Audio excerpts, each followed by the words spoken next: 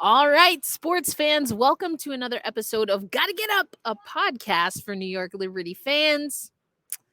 All right, I might have been a little bit wrong about Connecticut. I might have been a little bit wrong. Brian, welcome back to another episode of Gotta Get Up, a podcast for New York Liberty fans, brought to you by Black Rosie Media. I am Erica L. Ayala, the founder and CEO of Black Rosie Media, hanging out with Brian Florentin once again. And Brian, listen, Brian, listen. We had Misha on. Oh boy. We previewed both semifinals, and I was feeling good. I said, listen, we have the regular season sweep of Connecticut.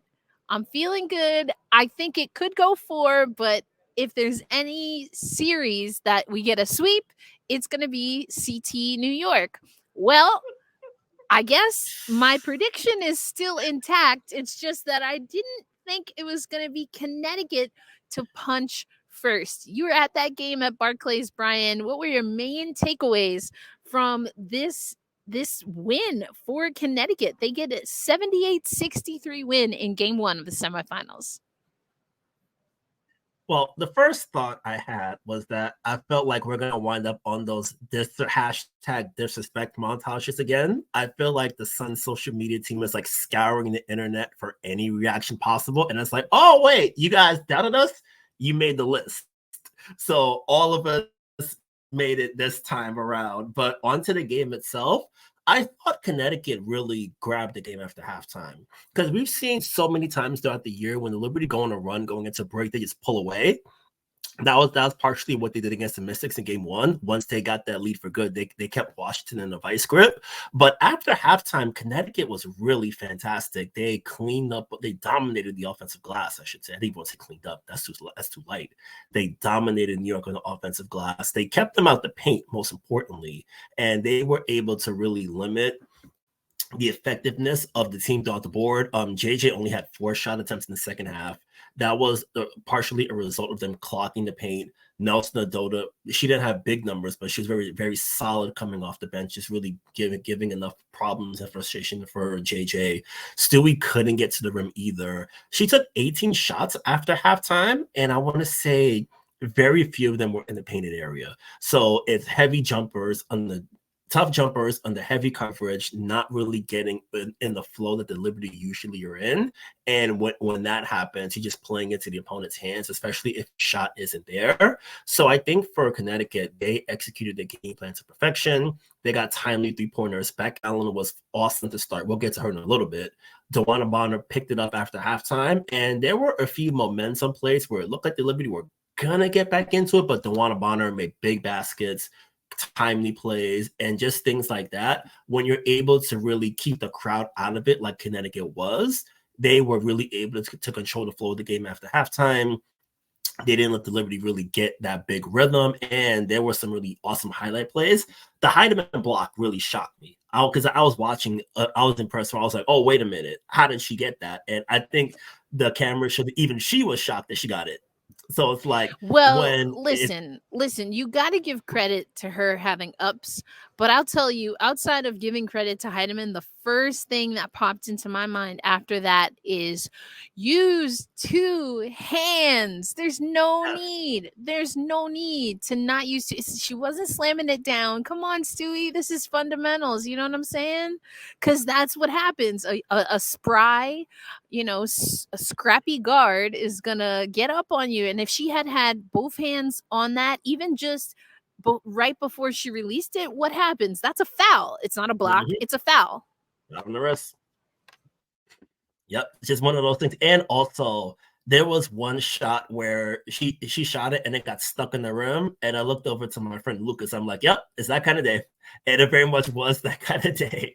So it's like, it's just one of those, like, and also, you ever have those days where it's like you're at work and it's like, you're there, but it's like you're not really there, and you can't really explain why you're not there. Because it felt very like, it's like my body's here, my mind is like trying to do the thing I want to do right now, but it's not happening. So and it's just one of those like unexplainable things you can't really just sort of pinpoint like why my job was so like crappy today. And I think after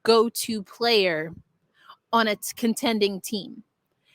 I think Dewana Bonner's tired of us disrespecting her. So I think she's like, no, we coming after this, because Connecticut again has been right there. Excuse me, has been right there. And Dewana Bonner, if it's up to her, she's like, no, Bree Jones, no problem. New head coach, no problem. And if anything, you also saw that Stephanie White, and we talked about this a little bit, I thought she was definitely top 3 for coach of the year. I leaned a little more into LT, but I completely understand why. I completely understand why she won it, because we talked about this in our last 2 episodes, right, Brian? The decisions that you make as a coach, the buttons that you press as a coach in the middle of a game can sway momentum back to your team. Whether you're getting into the referee's ear, whether you're sometimes getting into one of your players' ear, or whether you're hyping them up. I mean, there's all these different things that you can do in addition to the play calling and setting your team up for success in game, and then of course prior to. And it just seems like, Stephanie had her team ready to go, locked and loaded. And I'm not trying to say that Sandy Brondello didn't. She's a veteran. However, it just seemed as though that edge that we saw from New York for the first 2 games of the Washington series, I don't know that maybe they needed, some more locker room material, but they just were a little bit flat, and Connecticut took advantage.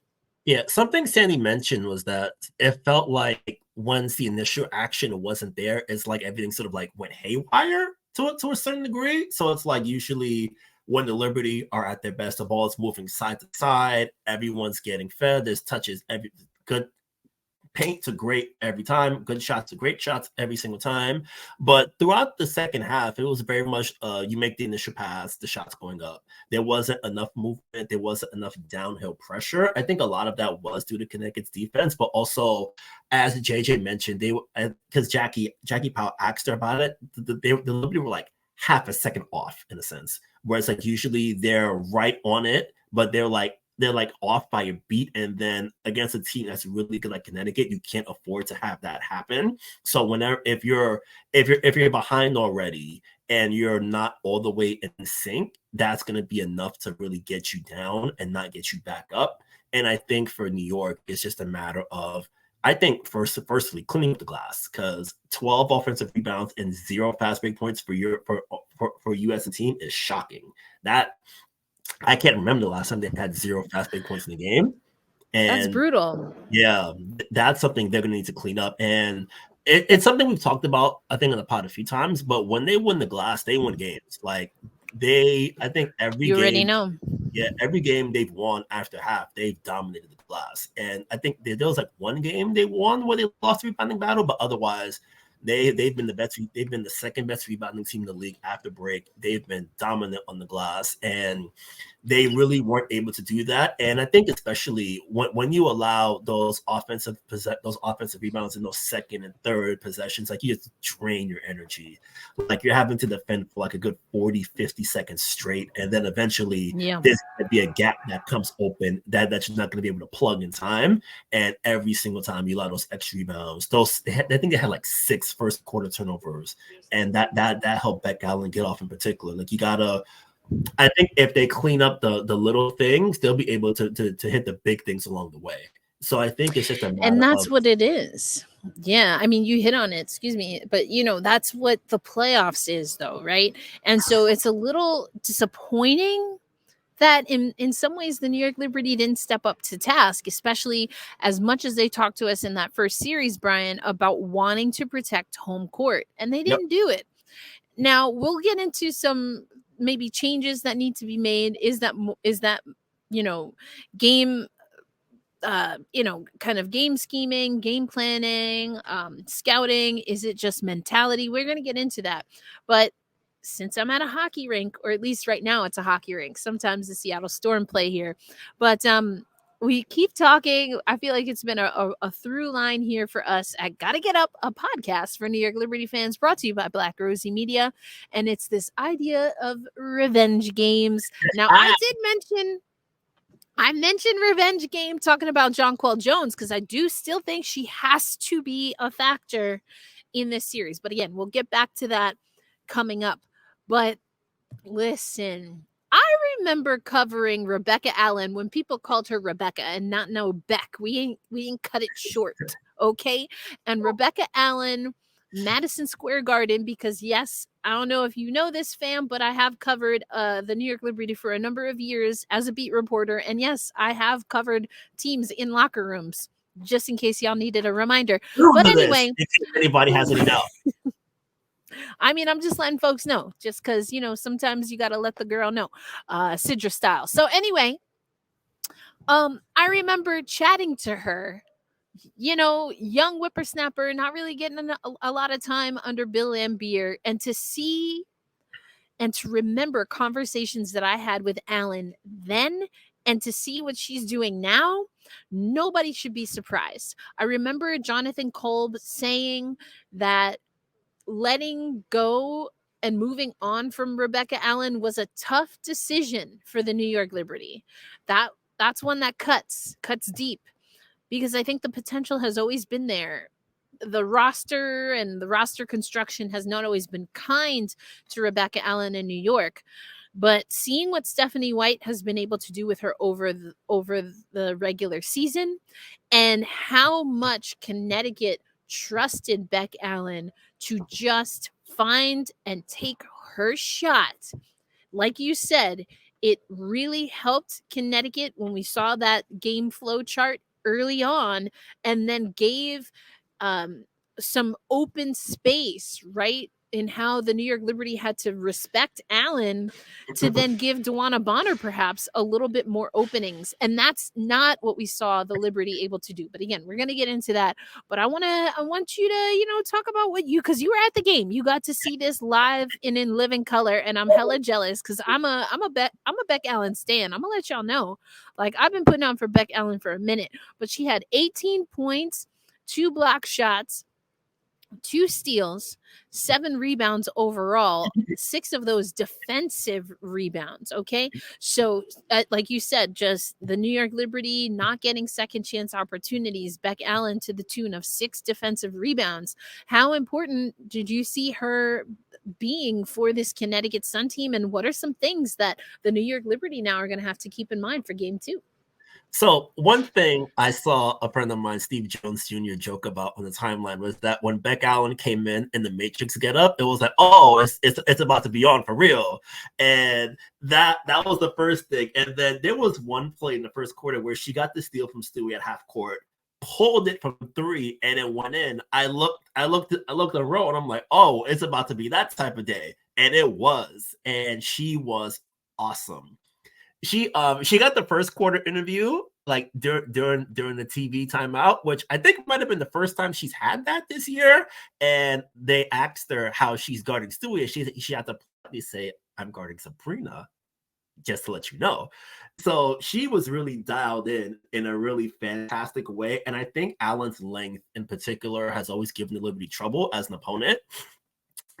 I have to go back and look at the stats, but I think in the third game New York won in the regular season, the comeback game, I think Beck was in foul trouble in that contest from what I remember. So she really wasn't able to have a big impact in that night. The fourth game, she definitely was in foul trouble too. So I think having her on the court gives Stephanie White so many versatile options to work with. And you have a player who's so rangy and athletic, who knows the players well because she played with them. So, hey, these are your friends. So you know their moves, you know their ins and outs, and you know sort of like their go-tos. So that helps out in a big way. And I think also the big thing we've always talked about with the Sun for years is that can they make enough threes to survive?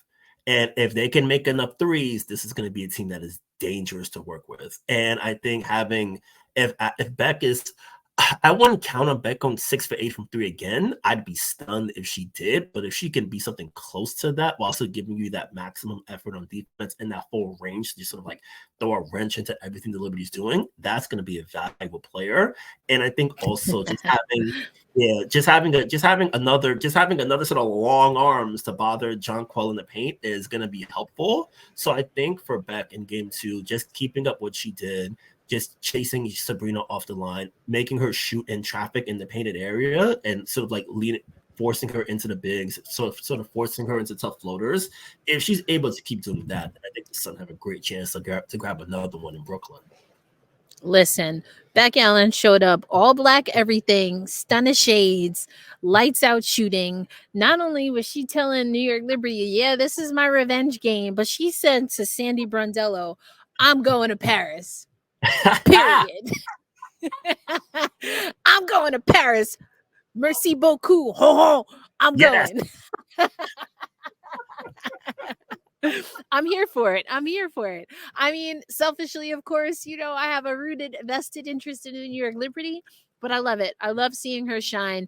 It was fantastic. Now let's get into these changes or things that have to change for the New York Liberty, because a person that we've been talking about day in, day out, that I call the anchor. I'm here getting ready to watch the Seattle Kraken. Matter of fact, got my anchor earrings on.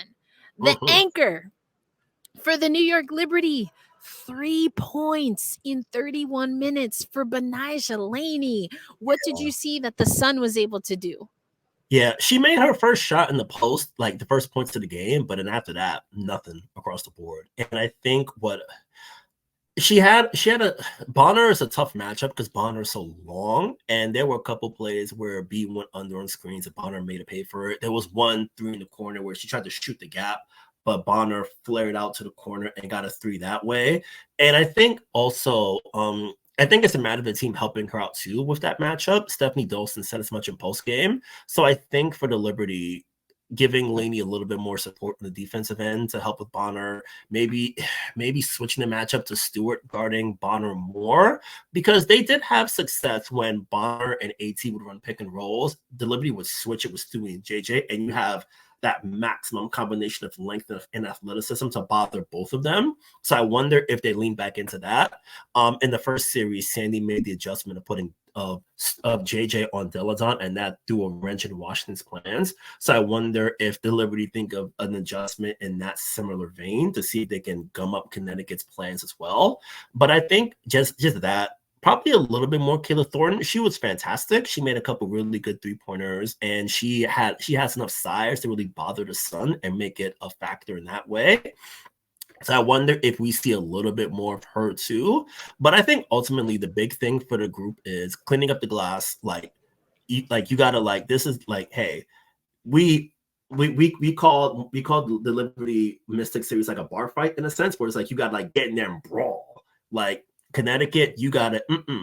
It's gonna be bad weather again tomorrow, so put on your ugly pair of boots. That's it. It's gonna be straight up nuck if you buck. Like people was talking about on social that this is gonna be the series where everybody's complaining, and obviously JJ said what she said after the game, but we know this is gonna be a physical. Hey, we know this is gonna be a physical game. Period.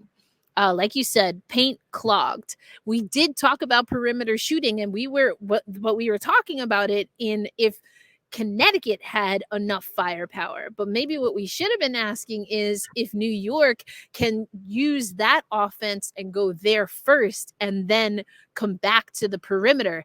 That's where. So other changes, I love that you mentioned KT. So more of T and less of B for those who, are of the faith. You might recognize that little remix, but but I think also you got to get Vandersloot involved. I want to see her slashing, cutting to the basket, and this is where and we talked about this after the Mystic series. I've been kind of eyeing that backcourt combo and of Vandersloot and Ionescu, but then also throwing in that sometimes, as Sabrina mentioned herself, that they can have Stewie bring the ball up. Whatever you do, having Sabrina off the ball, if it's going to be a game where they have to have perimeter shooting, you need to get Ionescu going. And I think you need to also see if you can get more productivity off the bench from Marine Johannes. She played 13, almost 14 minutes, 2 points, 1 for 4. But the Liberty overall, the shooting just wasn't there. I mean, field goal percentage as a team, 33%. Listen, the Connecticut Sun, are they going to be above like a 50% clip? Like, usually, no. They're at 44.9, but the Liberty can shoot better than a 33.8% clip.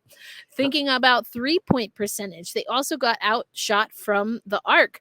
29.6% clip for the Liberty versus 33.3 on the nose for the Sun. Second chance points were there for the New York Liberty. They got beat for points in the paint, 34-22. And like you said, fast break points, a goose egg. That's what have we been talking about? What have the Liberty been talking about? When the ball gets stuck, right? They don't want the ball to get stuck, because this is a Connecticut team that, generally speaking, especially under Kurt Miller, what do they want to do? They want to, like, control pace, and a lot of that time it's setting up their offense in the half court, but they can also run. I mean, Beck Allen, she's not like a speed demon, but she's she's got a nice giddy up, okay, because she's long.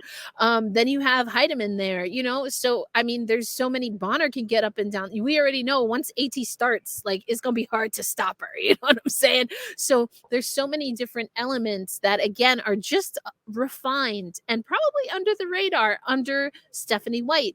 And now these are things that the New York Liberty, maybe they had the advantage in the regular season, but with the lapses that they showed, in addition to Connecticut locking in for the playoffs, these are some things that have to change. But I mean, I think I like what you're saying about Thornton. Maybe Thornton does give us a little bit more, just so you can have Benajelani maybe focus more defensively, but you need someone. If it's not going to be B, if you're not going to get more from Sloot, then you have to have maybe Kayla Marine go off. I know that we can also get some mid-range shooting from Stephanie Dolson. Not my personal favorite thing, having, post players shoot from mid-range to the perimeter. But again, anything in service of pulling the defense out. And so maybe we do need to see John Quell. Maybe we do need to see Steph Dolson shoot even early on from mid-range to perimeter, just to keep the defense honest and not have them, if we're talking soccer, go full Sweden and park the bus in the paint. Yeah, one thing that Sandy mentioned, and I love that you're saying too, is that they got to keep moving more. Like Sandy mentioned, they weren't like cutting enough. There wasn't enough off-ball movement. It was very much, we're going to try to get it into the post, and if it's not, we're stuck. And then now the shot clock is running out. And there were so many possessions where they didn't really get started to like 12 seconds left in the clock. It's like taking so long, especially in the half court, to get set up in offense. Like, you really want to get the, like, I think when the Liberty play their best is when they're playing at a really quick tempo, where the ball's moving all over the court and really pushing the issue that way. They can excel in the half court, but when they're able to play with a little bit more pace and the ball's moving around more, it gives their offensive stars more room to shine, more opportunities to sort of get to their spots and do what they do, and really keep the defense on edge. So I think for game 2, just like moving with a little bit more purpose, cutting more, trying to like keeping the glass clean on the other end, so you can get out in transition, get those highlight plays that get the crowd locked and going and ready to go. So I think if they're able to do that, that will help a great deal. And I think on the other end, just continuing to use their length to bother AT.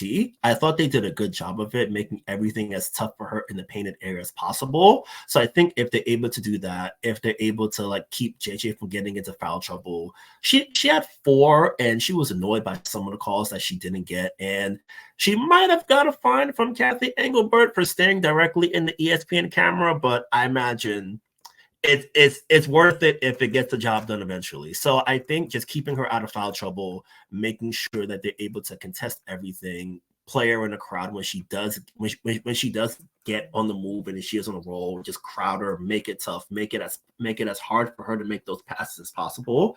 And if she's trying to finishing over length, strength, and athleticism every single time out, if they're able to do that, I think they'll be able to bounce back and get a good win heading into the weekend. Yeah, for sure. And, last thing before we talk about the upcoming schedule, which you alluded to, I mean, listen, word on these streets is that MVP is coming down to either Stewie or AT. That's a lot of the conspiracy theories on hashtag WNBA Twitter, especially since Defensive Player of the Year got moved up. I know we shared, actually haven't aired this yet on Black Rosie Media, but it will be coming. But I guess about 3 episodes ago, after that long episode where he was out of pocket, we also gave our picks. You picked Stewie, I picked AT, and then of course we had Misha that was on that show, and just you'll see it when we post it, but she picked Asia. So between the 3 of us, we had the top 3 candidates. But do you think it's Stewie's, or you think AT and the disrespect campaign, or what was it? Float like a butterfly, sting like AT is gonna win out. Luckily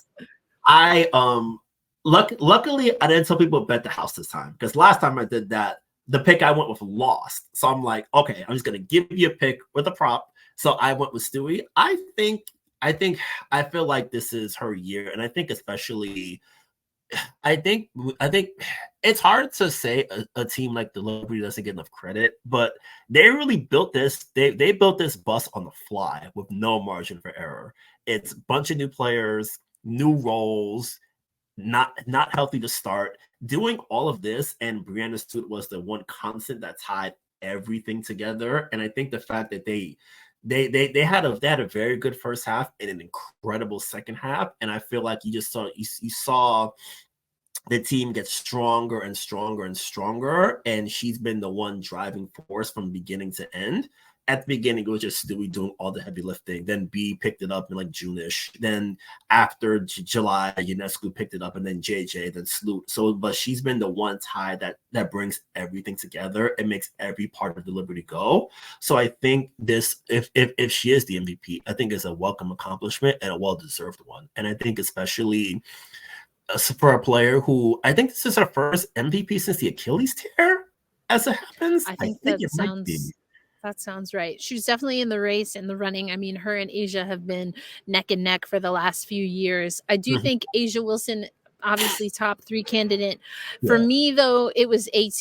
And here's why I like Alyssa Thomas. She's been in MVP conversations for me. Like I said, just like Connecticut has been in the semifinals, finals conversation, AT has been in the MVP conversation for me for several years. And the fact that she's doing what she's always done and like having record numbers while doing the same exact thing that she's always done. You talk about, the New York Liberty goes as Stewie goes. Yes. And I agree with you also that some of the other people, it was like a stagger, right, effect for the New York Liberty. And we've talked about why, because this is a brand new team and it had to be Stewie's team for a while. We've also talked about how I think eventually it will be Sabrina's team. I even predicted, one of my bold predictions, right, was that if it's going to be Sab's team in the future, she needs to show glimpses of that now. And ain't no better series than in the semifinal series, okay? With Connecticut already getting game 1. But putting that to the side, listen, Asia Wilson, and I showed my ballot. My ballot was AT, Stewie, and Asia Wilson. And people want to drop all these memes and gifs and stuff to just without having a conversation. Here's my reasoning. I just said what I said about AT. With you saying what you said about Stewie, I agree. And Stewie didn't have to carry the burden because after All-Star, and we talked about it, even in the Washington series, technically the Washington series doesn't count because we had already submitted our ballots. But just as an example, there have been times where Stewie wasn't putting up a 40 piece. But what happens? What happens to Connecticut over the last several years? And yes, I did add in pieces of what happened over the last few years because I think it all is cumulative.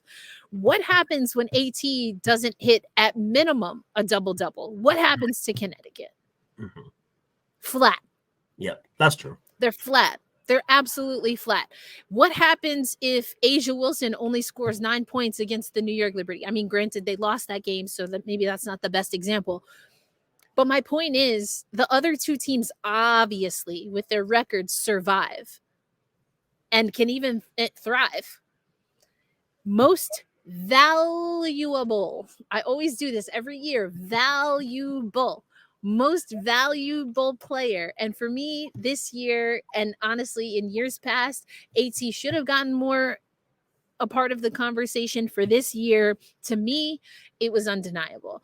Am I mad if anyone else gets it? Absolutely not. It's the same way that I felt about Coach of the Year. I think Defensive Player of the Year could have been more of a conversation than people really wanted. But we might get to that at some point. But I mean, that's just me. It's AT for me, for sure. But I guess we'll find out. We know the streets, the Twitter streets, or the X streets, whatever you want to say, are definitely blazing hot with all these takes right now, including that players should vote on MVP. I love it. And also, I love that players are like, like, LOL that y'all think this is going to fix the quote unquote bias. Erica, listen, folks. Can I go for it? I want to jump in there quick fast. So, all right.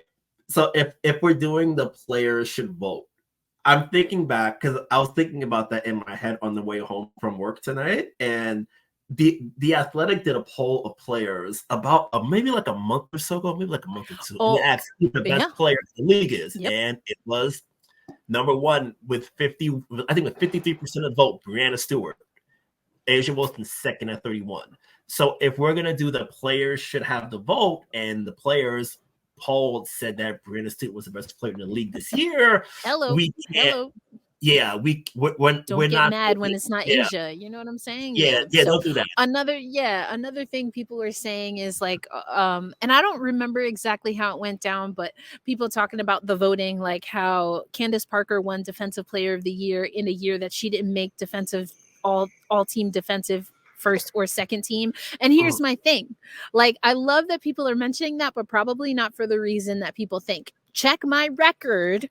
I, to this day, do not believe Candace Parker should have been the best defensive player in that season, and arguably in any of the seasons that she's played. Has she improved defensively? Sure. Do I think she is an elite defender? Heck no. And I mean, absolutely not. Do I think she's an elite defender? And the fact that she said in that year, I want to win Defensive Player of the Year. Listen, everybody got goals, right? You know what I'm saying? I want to be on Real Sports HBO. Not going to happen unless I get it in real quick. That's not going to happen. So it's not a problem having goals. But the issue is, like, it's just wild to me how someone can win Defensive Player of the Year whilst also not making first or second team all defense. Like, that's just wild to me. So I do agree. And defense, I think LaChina Robinson did a great job breaking this down, because even the advanced metrics for defense, and I talk about this in hockey all the time, it's hard if you're not really locked in to even what's happening away from the ball, because defense, a lot of the times at its core, is what you erase the other team from doing. How do you quantify that? Consistently? You have to be locked in. You have to be looking at defensive matchups and pairings. You have to be looking, as LaChina said, for a player that other people know they have to game plan and scheme their offense differently, because this is going to be a defensive threat. So anyway, we might have to do this in the off season, Brian, because obviously I have some thoughts.